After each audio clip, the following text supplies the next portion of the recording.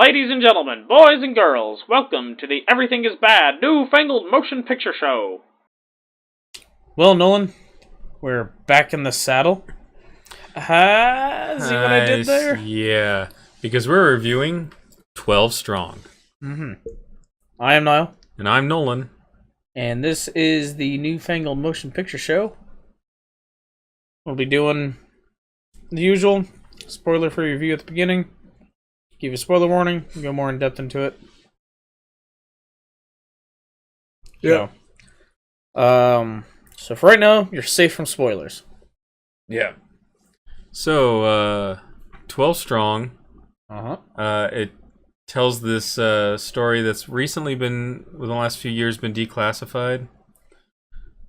About a Green Beret team that went into Afghanistan after 9/11, like days after, to strike back at the Taliban, and they had to ride horses wherever they went because the terrain would not allow for any other mode of transportation, really. Yep. So yeah, the events of this movie actually happen. And this was like our Doolittle raid of this century. You know, after a big attack, we do a shock and awe sort of thing. Try to just hit them as hard as we can in the immediate aftermath of the event. Right. So, so it stars Chris Hemsworth, a captain of a Green Beret squad, who's untested in battle. Yeah, he has no combat experience, whereas most of the rest of his team, if not all of them, do. Yep. So he's, part of it's like him, becoming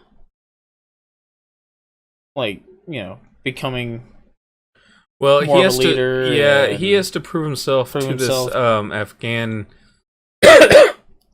Excuse me. This Afghan general who's allied with them.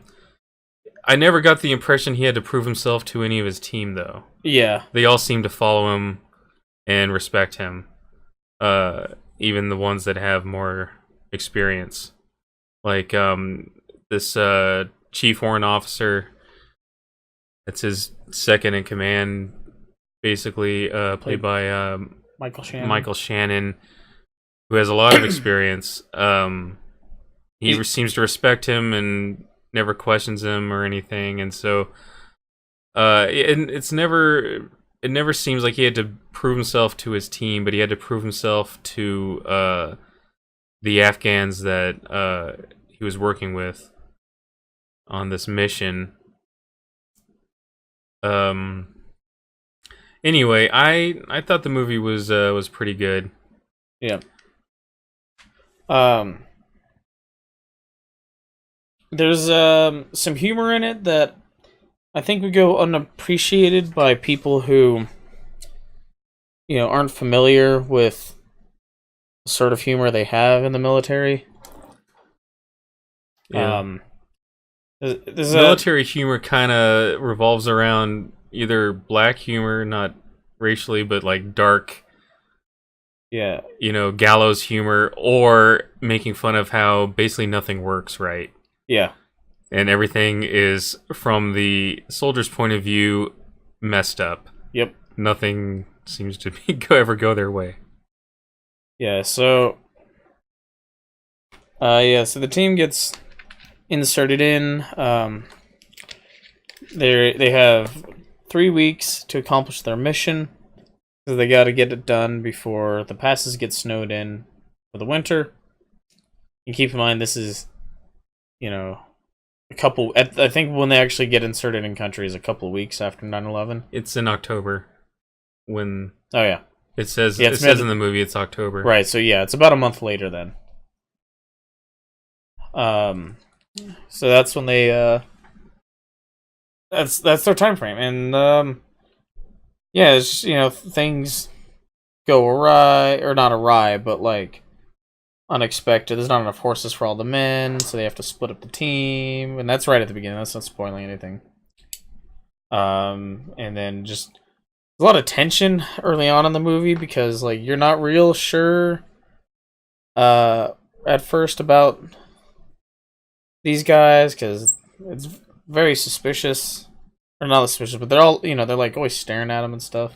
Yeah, well, everyone, the Americans don't trust the Afghans, and the Afghans don't necessarily trust the Americans, and they're trying to work together, and some CIA agent has set up this coming together.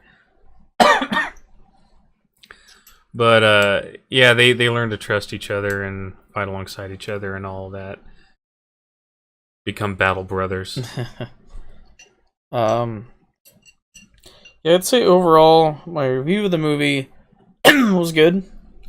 I think it's good to have a military action movie that actually, I mean, the fighting is that's what I'm looking for. Like realistic? Well, no, I mean there are things that are exaggerated in it. Yeah. For cinematic purposes, but like they use like tactics that were used and would work, and no like super crazy like charging across the battlefield, and, like yeah. I think though this movie could have, if they had cleaned up the language, could have maybe worked itself down to a PG-13. Absolutely. Because while there is some blood when necessary, a lot of the death is not as graphic as you might expect from the trend in recent war movies. Yeah, I think it is rated R, but I think a lot of that is the swearing, and the violence. But if you got rid of the swearing and edited a couple of the violent scenes, you probably could have. They could have easily gotten it down to PG-13 if they'd wanted. So, it would have been unrealistic to edit out the swearing, though. Yeah, I think that'd have been more unrealistic than the violence, even. Yeah. Soldiers swear. It's no secret. In fact, they swear a lot. Has been my experience. But they've done tests, and swearing relieves stress, and that's the most stressful job in the world. So, yeah. It makes sense. Yeah. Oh, and back to the some of the comedy, like Michael Pena has a few pretty funny lines, which is good. It'd be a waste to have Michael Pena in a movie where he didn't. Right.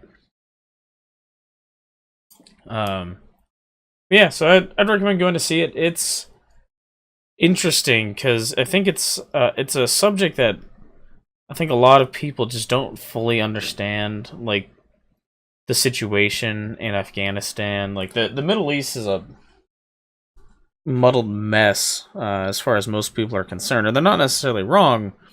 But I think very few people understand the actual situation and how the factions play out right now.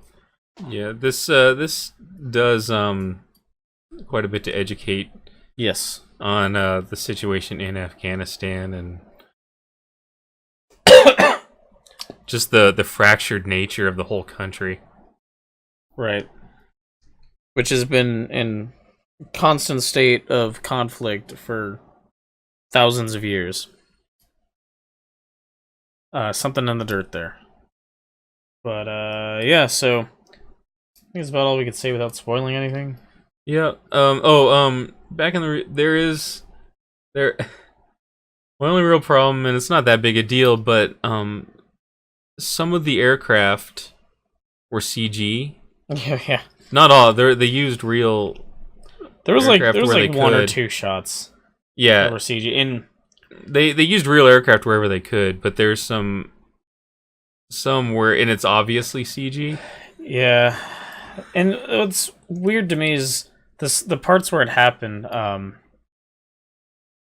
I think we can say what the aircraft was. I'm not going to spoil anything. Yeah, It was a B-52, and it's just a B-52 like flying above the cloud layer. There's no reason they couldn't have used B-roll. Surely there's tons of B-roll of B-52s flying above a cloud layer. Yeah, they could have gotten some from the Air Force. Can't even see the ground. Like, it doesn't matter what the shot is. Yeah, I'm sure they could have gotten some from the Air Force at some point. Like, hey, you guys got this? They're like, yeah, let's pull out the B-52 drawer and just... Hell, they didn't even really need to show the plane that close. There's one shot where they look up and they can see the thing and the contrails it's leaving. Which I'm sure was CG, but it wasn't noticeably so. Right, and that's enough. That's all you need. Just, hey, because all that is necessary for the story is to know that, hey, they're calling in airstrikes from this bomber that's really, really high up. The bomber was used as an establishing shot because they had like 1 or 2 shots from the cockpit, I think. I don't think any shots from the cockpit. Or maybe not. Anyway, they used it as an establishing shot to show that the thing was coming in. Yeah. And it really wasn't necessary. Yeah, like I said... In fact, if I were the director, I'd have looked at that and gone, well, what's it like when we cut that out? That's still fine. Okay, leave it out. Yeah. I mean, like I said, there was one of the shots where... You know, they're talking about the B-52s and talking about calling in the strike, and they look up and you can see the thing way, way up there, and the contrails that's leaving, and that's enough to establish that, yeah, there's a plane way the hell up there. That's part of the situation is like the plane is so high up, they need to get fairly close to the enemy to give very accurate coordinates for airstrikes.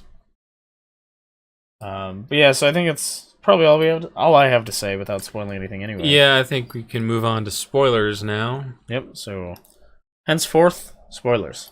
Right. So, man. I like seeing, like, actual 80s era Soviet technology all over the place in the movie. Yeah, it's probably pretty cheap to get a hold of some T-72s. A place here in town has one. Yeah, one. Some Leopard ones. I probably only really needed one working one, and the rest could have been mock-ups. Yeah. For the movie. But the Taliban had a bunch of Soviet 80s era Soviet equipment that had been left there from the war. The Russian-Afghan war, which is appropriate because that's realistic. They would. That's where all those Kalashnikovs come from that they like to wave around over their heads. Well, where most of them come from anyway. Yeah. Well, now they get them. You know, they do buy some. They get them. You know, black market or wherever. They buy them through Iran. Right. But anyway. Yeah, that was cool stuff to see.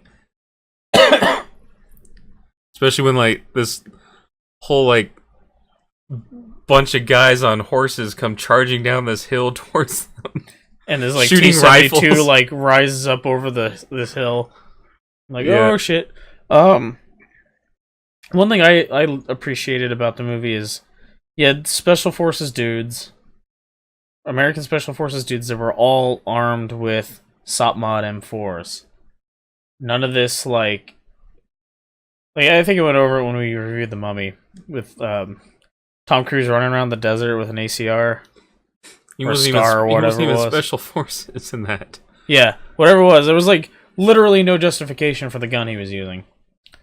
Well, I think they were trying to go for some accuracy and realism in this movie, Niall. Yeah, they definitely seemed so... Which is, I mean, it's a Bruckheimer film. It's not like it's, I mean, who was it who did, was it Michael Bay who did the one about the, Libyan embassy attack? Yeah, that was Michael Bay. That was Michael Bay. Yeah.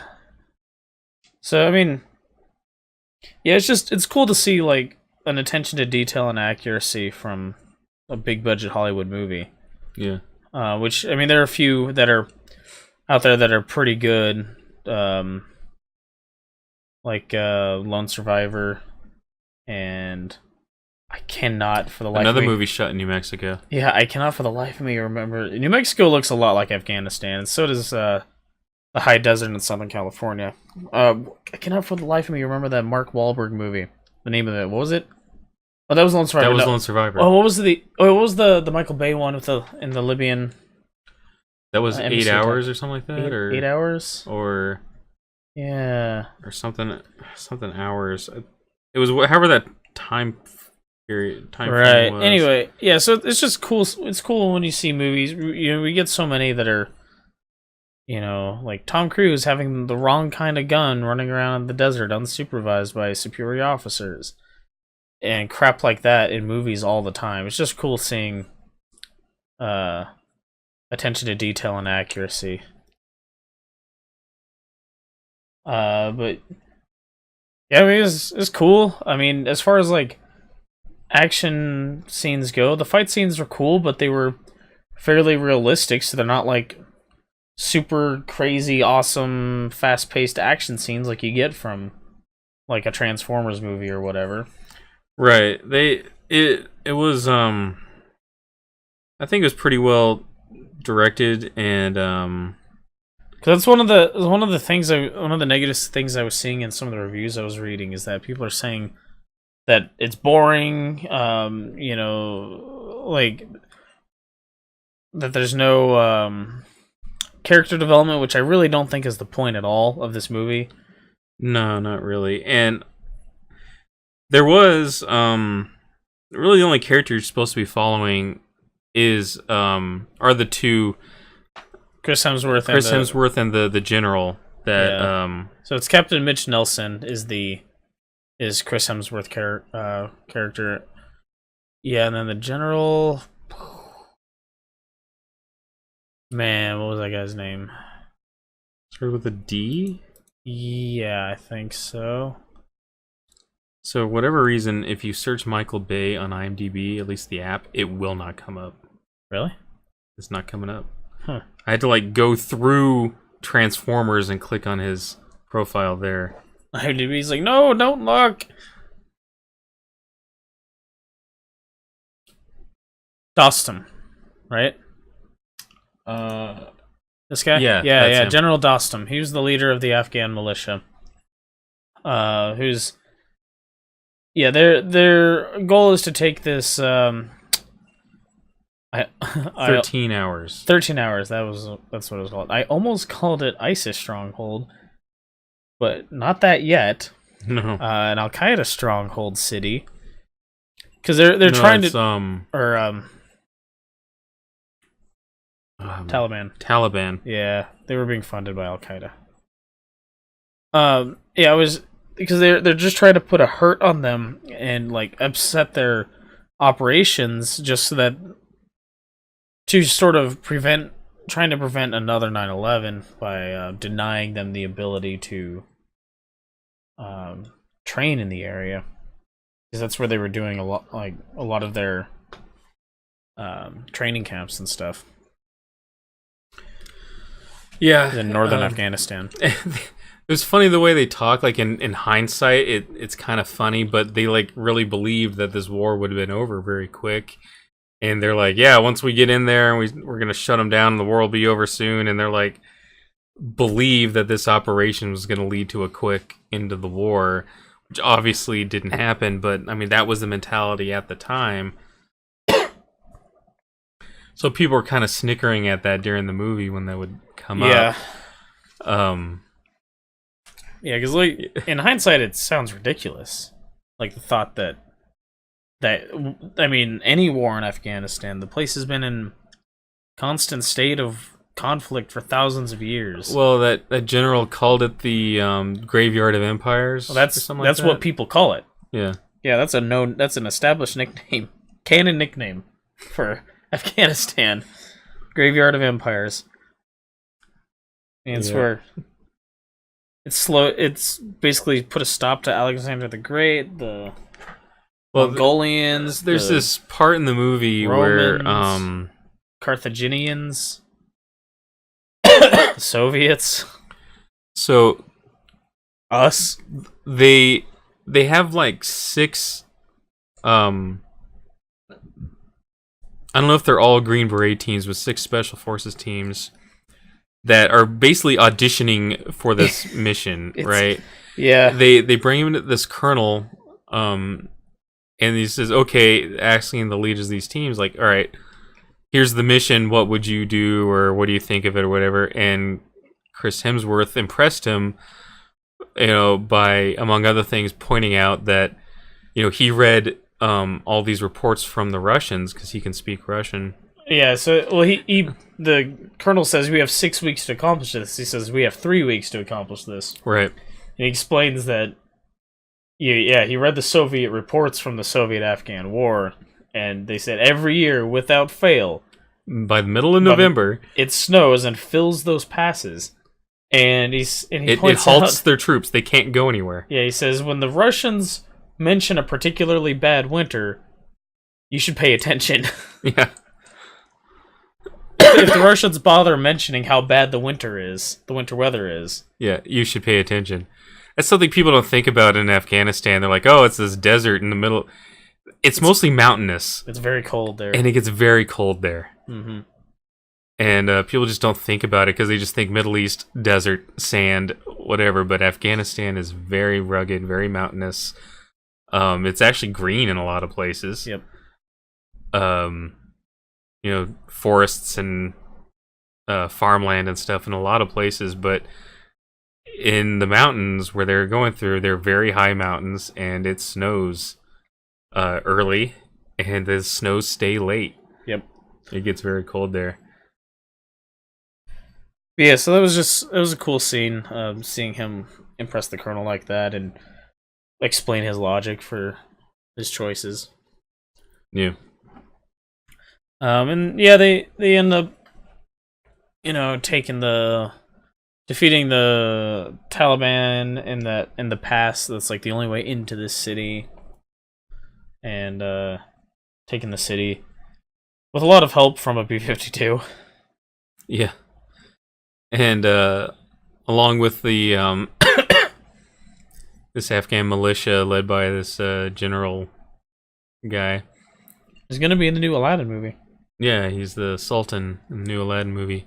I think the actor is actually Turkish. Yeah. The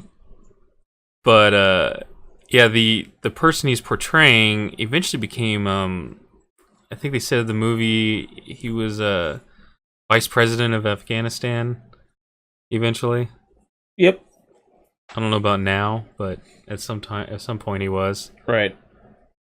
Because it does a little like thing at the end, like this is what happened, and all 12 of them make out alive, which is very amazing considering what they were up against. Well, and I mean they mention that the Afghan militia's trying real hard to make sure all of them survive because they're worried that if Americans die on that mission, that the Americans will just say screw it and just leave.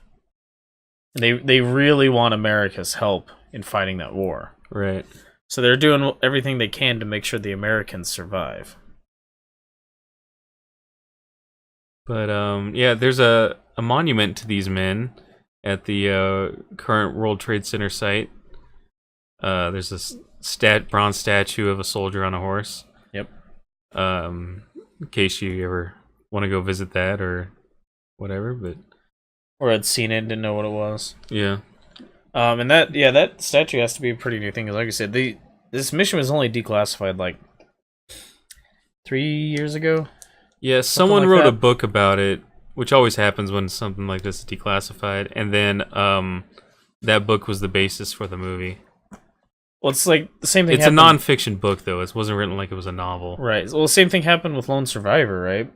Yeah. Once Operation Red Wing was declassified, that guy who was played by Mark Wahlberg wrote that book about it. Yeah. And then same thing with the 13 Hours. Yeah.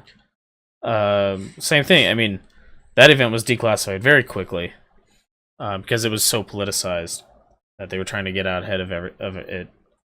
And so one of those guys wrote a book about that. Right. So, but yeah, it seems to be always the case with these special operations. Is like once it's declassified, one of the guys who was on that mission writes a book about it. So, But yeah, I'd recommend going to see it. It's you don't you don't see a lot of modern war movies that really explain just how jacked up the situation is very well. But also, there's no politics in this movie. No, it's literally, days after 9/11, the U.S. military goes, we cannot let them do this again. We have to put a stop to their training to halt any potential future attacks. Right, but politics, like, it happens, especially in war movies set around the war on terror.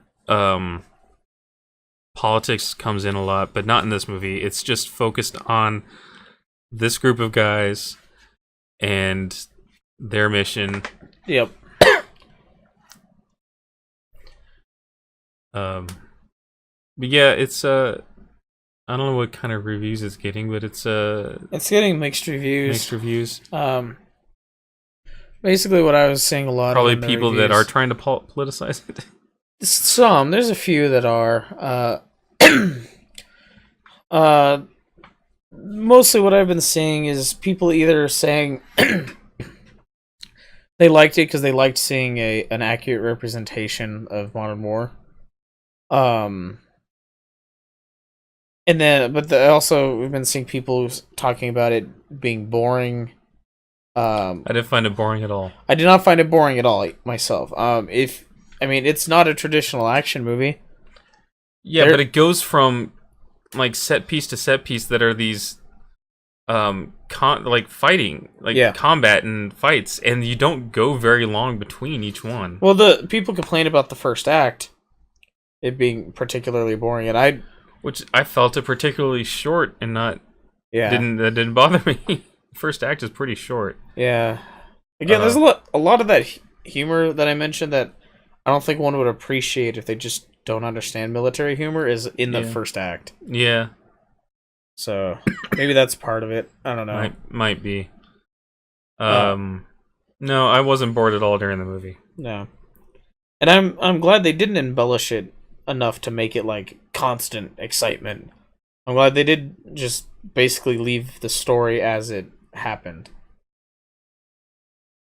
If anything, if there are any embellishments, it's probably maybe the conversations between Chris Hemsworth and the general.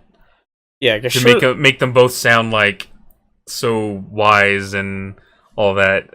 The stuff might have been embellished, but I don't think anything else really was. That letter to the SecDef. Was it SecDef? Maybe? I don't remember. I remember the letter, I just don't remember who it was to. Yeah, he's reading it like on the news. That was that happened. Right. And that was actually a pretty well written letter, I think. Yeah. But yeah, so that's all I really have to say about the movie. Go see it. Yeah. Judging by the fact that we saw matinee, but it was Saturday on the weekend it came out, and the theater was less than half full. Yeah. Yeah, it doesn't look good for it. But we'll see. There's not really anything else out right now, so unless you want to go see Post. Yeah, I heard it's a good movie, but highly embellished. As far as the events themselves. Yeah, that's what I've heard. That yeah, I won't get into that. But I've heard about some embellishments in the movie. All right, so next up, we've got looks like the wide release of Hostiles. That's that Western.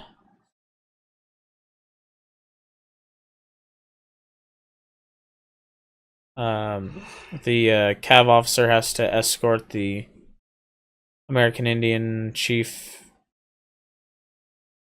to his reservation or to a new reservation. Something like that. Yeah. So that movie looks pretty good. I think that's gonna. Oh yeah, that's right. Christian Bale's in that movie. That's gonna be one of those ones that I think people don't appreciate because it looks like it's gonna have the pacing of a western, which is not for everybody. But we're gonna see it, right? Yeah. Yeah. So we got that, and then First review just titled Slow Burn Western. all westerns are slow burn westerns. For the most part, there's a few out there that aren't. I'd say The Quick and the Dead's not that slow burn. Yeah, I suppose you're right. But then after that, doesn't look like there's anything for two more weeks when the 15/17 to Paris comes out, and then Black Panther after that. So